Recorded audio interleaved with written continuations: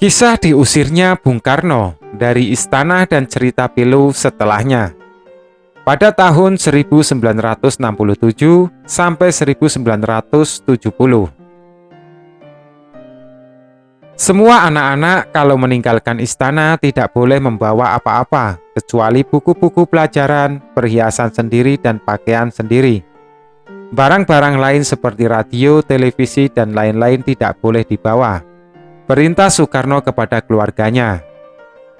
Bung Karno, sebagaimana orang Indonesia mengetahui bahwa ialah sosok manusia yang berada di garis depan dalam perjuangan kemerdekaan bangsa. Soekarno tak mengharapkan balasan berupa harta dari jerih payahnya. Juga tidak meminta masyarakat untuk mengganti rugi keringat dan pikiran yang telah ia persembahkan kepada Republik Indonesia. Namun miris, kenyataan yang ia terima saat akhir kepemimpinannya, di mana Soekarno diperlakukan seperti seorang penjahat. Seakan semua orang melupakan jasa dan kerja kerasnya dalam pergulatan kemerdekaan Indonesia. Bung Karno dipaksa agar secepatnya keluar dari istana negara, tanpa ia tahu apa dan kenapa ia diusir dari istananya. Hal itu dikarenakan sebelumnya Soekarno tidak mengikuti sidang pembahasan pencopotan jabatan presiden yang diadakan oleh MPRS dalam kurung Majelis Permusyawaratan Rakyat Sementara. Pada tahun 1967, 2 tahun pasca peristiwa Gerakan 30S atau PKI, mosi tidak percaya dilayangkan oleh parlemen bentukan Nasution. Kemudian keluar TAP MPRS yang menunjukkan Soeharto sebagai Presiden Republik Indonesia. Setelah TAP MPRS dikeluarkan, Soekarno menerima surat bahwa ia telah dicopot dari jabatan presiden dan segera meninggalkan istana dalam waktu 2 kali 24 jam. Soekarno tidak diberi waktu untuk menginventarisir barang-barang pribadinya.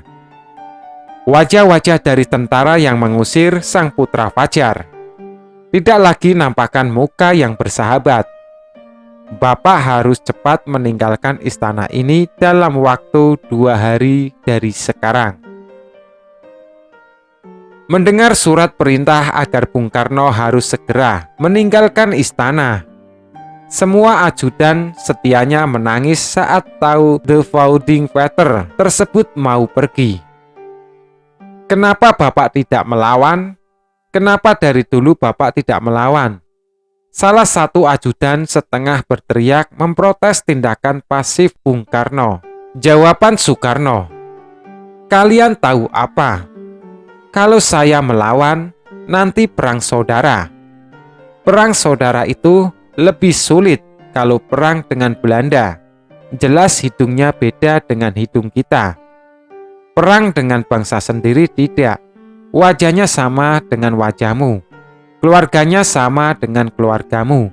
Lebih baik saya yang robek dan hancur daripada bangsa saya harus perang saudara," tegas Bung Karno kepada para ajudannya. Bung Karno keluar dari istana hanya dengan mengenakan kaos oblong, cap cabe dan celana piyama warna krem. Baju piyamanya disampirkan ke pundak dan ia memakai sandal bata yang sudah usang. Tangan kanannya memegang kertas koran yang digulung, berisi bendera pusaka merah putih, bendera yang disuci oleh istrinya sendiri, Ibu Fatmawati, ketika masa proklamasi kemerdekaan dahulu.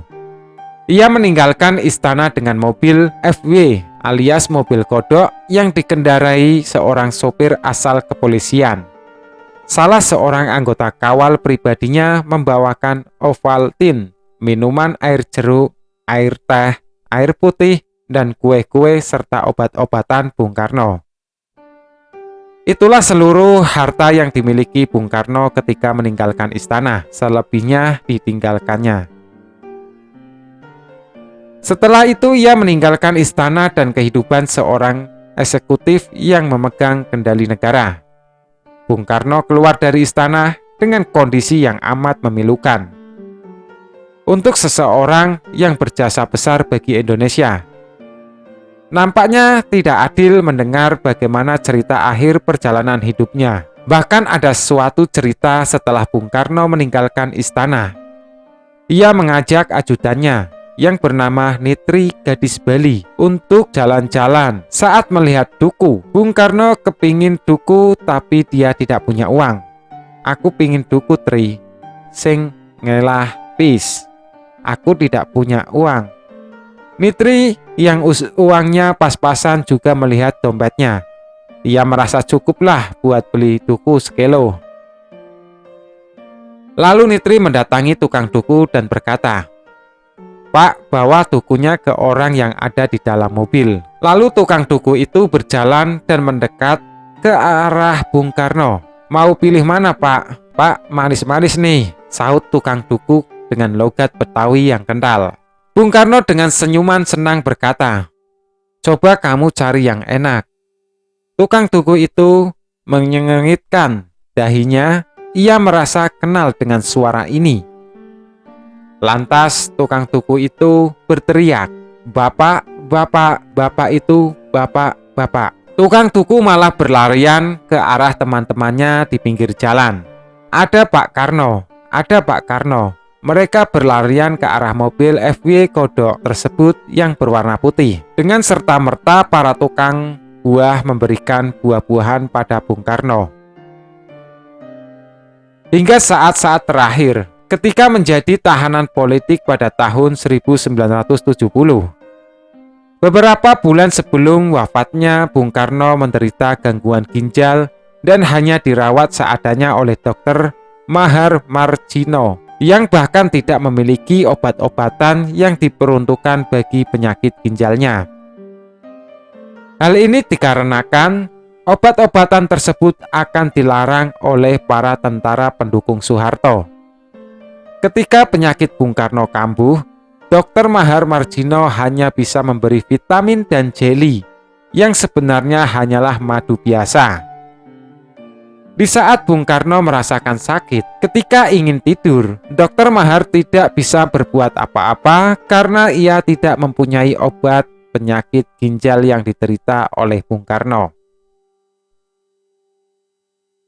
Hatta yang dikabari keadaan Bung Karno merasa geram. Ia menulis surat pada Soeharto dan mengecam cara merawat Bung Karno.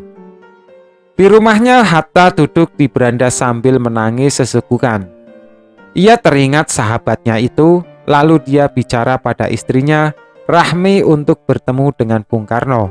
Bung Hatta, walaupun sering berbeda pendapat dengan Bung Karno, tetapi ia menganggap Bung Karno sebagai sahabat dan juga keluarganya. Bung Hatta pun mengirim surat kepada Soeharto. Kemudian Soeharto memberi izin kepadanya untuk menjenguk Bung Karno. Hatta datang sendirian ke kamar Bung Karno yang sudah hampir tidak sadar. Tubuhnya tidak kuat menahan sakit ginjal. Bung Karno membuka matanya. Hatta terdiam dan berkata pelan, "Bagaimana kabarmu, No?" tanya Hatta. Tanpa disadari, air mata Bung Hatta telah jatuh melihat kondisi sahabatnya tersebut. Bung Karno berkata pelan dan tangannya berusaha meraih lengan Hatta. "Bagaimana pula kabarmu, Hatta?" Hatta memegang lembut tangan Bung Karno dan mendekatkan wajahnya. Air mata Hatta mengenai wajah Bung Karno. Bung Karno akhirnya menangis seperti anak kecil. Dua proklamator bangsa ini menangis di sebuah kamar yang berbau dan jorok. Ruangan yang menjadi saksi bahwa mereka yang memerdekakan bangsa ini di akhir hidupnya merasa tidak bahagia. Suatu keadaan yang menyesakkan dada. Tak lama setelah Hatta pulang, Bung Karno wafat. Sama seperti saat proklamasi 1945. Bung Karno menunggu Hatta di kamar untuk segera membacai proklamasi. Ketika kematiannya pun, Bung Karno seolah menunggu Hatta dulu, baru ia berangkat menemui Hyang Widi. Jadikan deritaku ini sebagai kesaksian bahwa kekuasaan seorang presiden sekalipun ada batasnya. Karena kekuasaan yang langgeng hanyalah kekuasaan rakyat, dan di atas segalanya adalah kekuasaan Tuhan Yang Maha Esa. Soekarno, 1967.